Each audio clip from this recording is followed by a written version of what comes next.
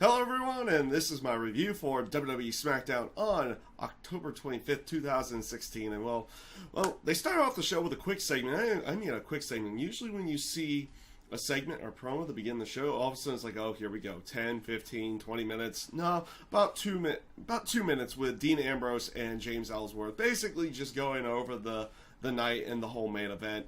Ellsworth trying to be in Dean Ambrose's corner, which is something he does throughout the entire night. Eventually, Ellsworth does actually get allowed to be in Dean Ambrose's corner before the actual match happens. And I'll talk about the main event match a little bit later on. But right after that, and I loved how they did this. It wasn't like, oh, they have this segment and they cut to like the music video or anything like that. No, they immediately cut to the Wyatts. Like the Wyatt intro, and then the Bray Wyatt's music played, and he came out for his match with Kane, which was announced. I don't know about the ring announcer or by just the announcers as a no DQ match. So it was no DQ, and Luke Harper eventually comes out, and towards the end, when it looks like Wyatt is in firm control. Kane is in firm control. It looks like Luke Harper's about to get involved again, and then Randy Orton comes out. And he does his normal stalking to the ring, and it looks like he's going to go after Wyatt, but instead RKO's Kane. And everybody kind of looks a little bit perplexed and everything to that sense. And later on in the show, Orton basically explains himself saying, if you can't beat him, join him. You know what would be interesting with it? Because this is an interesting spot to the story. But it would be even more interesting if Bray plays along with it, saying, it's like, I know you're playing me, but I'm going to see how far we can go with this. Or kind of something in that sense, like Bray understands he's kind of being played with, but he tries to go along with it for as long as he can, see what he can get out of the partnership potentially with Randy Orton, or if they'll just go to a point where this is a way for Orton just to get to Bray Wyatt immediately or something in that sense. We'll see how they play off of that. AJ Styles as well also cuts a promo backstage with the interviewer talking about not just James Ellsworth, but about his main event match that night with Dean Ambrose. I also like how he compares James Ellsworth to a person who he compared him as an action figure that got stuck inside a microwave and got melted, and then what he would do to him if he ever sees him again, and everything in that sense, and what he was going to do to Dean later that night. Good stuff from AJ here. I thought it was a good idea. Or a good promo from AJ Styles here. And as you're probably noticing, this show came off a lot better than Raw did on Monday night. As I said back then, Raw was hot garbage the night before. But this show was coming off a lot better. You had a promo. They announced Becky Lynch's return. She comes out to cut a promo and have an interview. Immediately gets interrupted by Alexa Bliss, who first line... it was utterly priceless in that sense. But first line from Alexa Bliss is like, "Oh, so how are you from your back surgery?" Oh man, that was pretty good. That was a pretty good way of going. Pretty good back and forth from both Becky and Alexa Bliss here.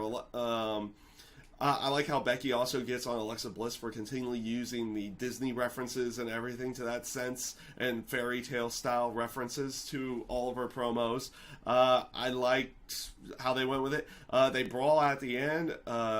Alexa gets control and actually does a bit with a spray paint can of spraying a yellow streak down Becky's back, saying that she's basically a coward. In that sense, I liked where they went with it. It was simple. It was effective. It didn't necessarily last too long, and it got the point across for the story for later on for their match in a couple weeks. So they did what they needed to do there.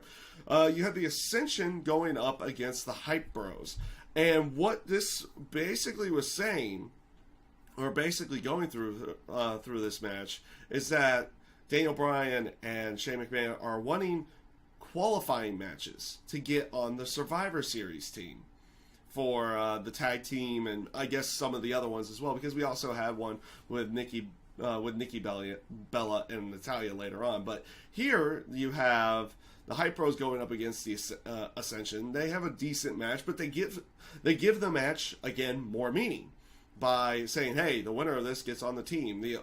And basically saying also at this point, the only guaranteed team goes to the tag team champions, who's going to be on that match. It'll be interesting to see if they do this for all the other ones as well. They've already done it with the tag team match. Now they did it with the women's match as well. They named the team captain in a Nikki Bella and Natalya match. Why your champion isn't the team captain, I don't know, but that's the story that they're going with. Basically, the winner of the Nikki Bella Natalya match, and this was a promo backstage with Daniel Bryan and Natalya, would be the team captain. And that was what Natalya was trying to do. She was trying to get on the team and be the team captain. It's like, well, okay, but also Nikki wants this. So how about you two have a match, winner's team captain, and the loser is completely off the team. Again, it's simple, effective, and it gives a match that did not necessarily have any meaning to it. Meaning, in the end. And of course, Nikki and Natalya go out there. They have an okay match. It's not anything spectacular. It's a little more incentivized because of the actual stipulations to it. Nikki Bella wins with what looks to be an STF, though she says on Twitter it wasn't an STF, but it totally looked like an STF.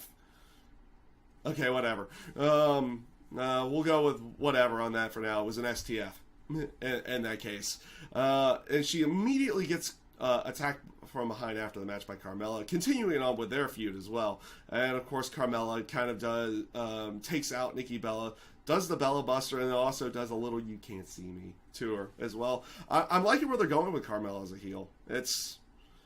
She seems to be getting a little bit more of a reaction now than what she was as a face when she came up. And it seems to be working a little bit better for her at this point in time. Up next, you had a promo segment that went with Miz, Spirit Squad, Dolph Ziggler, and Heath Slater and Rhino eventually.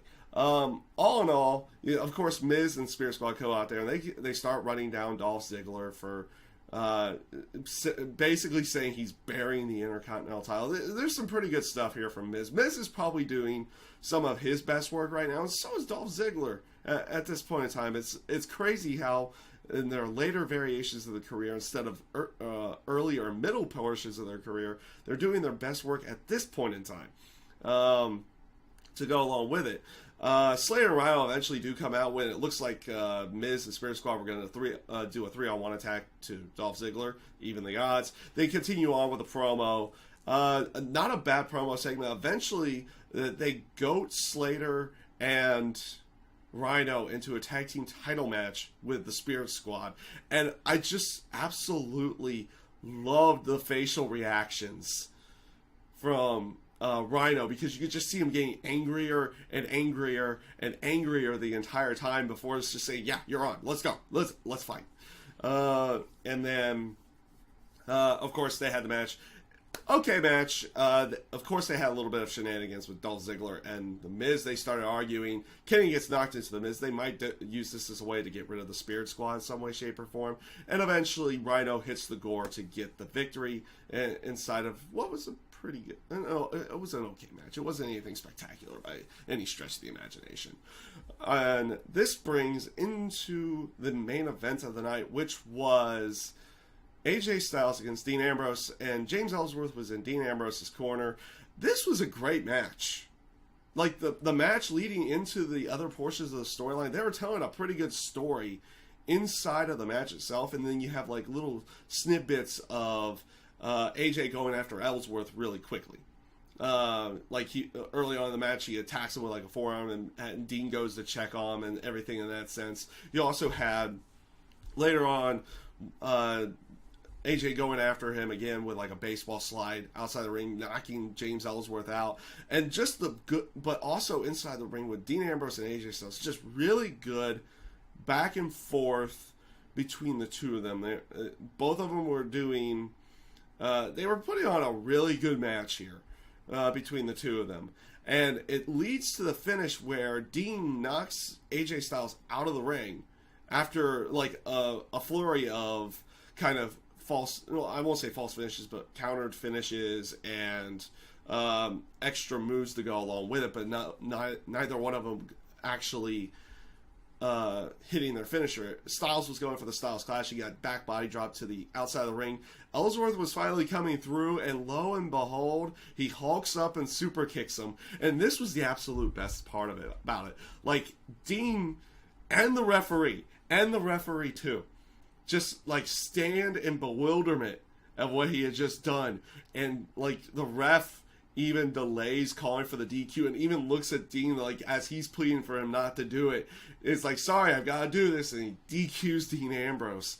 And the look on Ellsworth's face too. This was good. This was good stuff, and I liked how Ellsworth, like throughout the entire time, saying he was sorry, he was this, and almost to the point of tears in the outside of the ring. And as of course AJ is gloating over his DQ victory over Dean Ambrose as well. Good stuff to end the show. Honestly, like I said, I thought SmackDown was a pretty good show this week. It was easy. It was kind of easy to follow.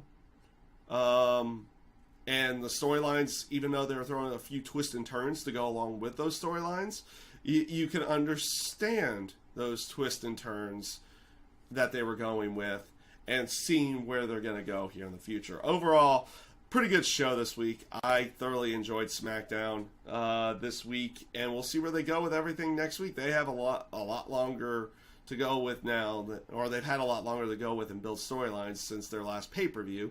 So we'll see where they go with everything. That is my review this week for WWE Smackdown. I thank you guys for watching, and have a great day.